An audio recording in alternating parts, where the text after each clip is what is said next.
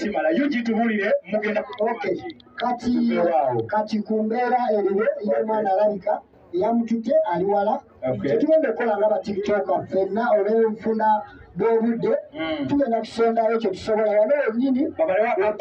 alina akapo kaleete wano wennyini ate ku nsonga ya bawofulanga okubeerera omwana emyaka ebiri nkakasa bukakasa nti abawo byayogera ajja bitukiriza omwami ono wampitidde abagereka meseji ng'agamba nti waliwo tiimu sefiko okuva saidi eya abyegerere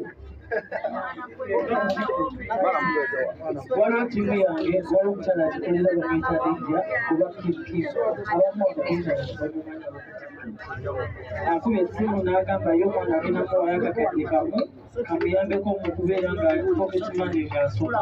so bagenda kampeereza ngenda kukwatagana ne famire yo kuba bonna abakwatibunanyizibwa ku mwana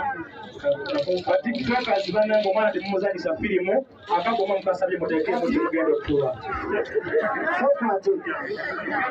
akapo kapate mupanga mukasibwe mupanga muteekemu omwana temumuzanyisa firimu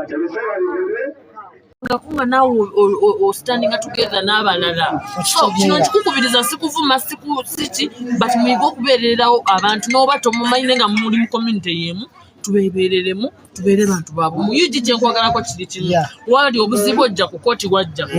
nombeererawo nga tewali kamera tewali ki ate ne musanyu obeerawo kyekyo kye bayita okuba sseruganda kubanga eno tiktok community tulinga family okitegedde Mickey seems too funny. You're funny, but indeed you're not funny.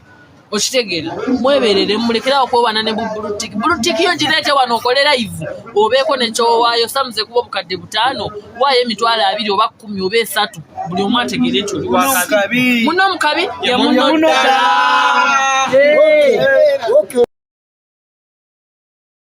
Bamwise Dr. Sefko naye ate ng'ebigambo bye byayogedde bibadde birungi nnyo kubanga otunuulira omuntu okwogera bwatyo gw'obadde olaba ng'omuntu omubi ate tokiyita kyangu. Guys, mbagamba ebigambo bino gwe oyagaliza omuntu okufa ne buli baddi gwe bw'otafa akaanako kakusookayo bw'otafa nnyo kakusookayo bw'otafa kitaawo akusookayo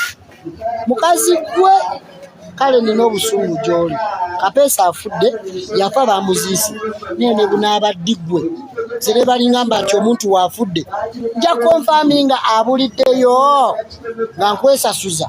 bye wayogera ku mwana vidiyo maama wagina mu ssimu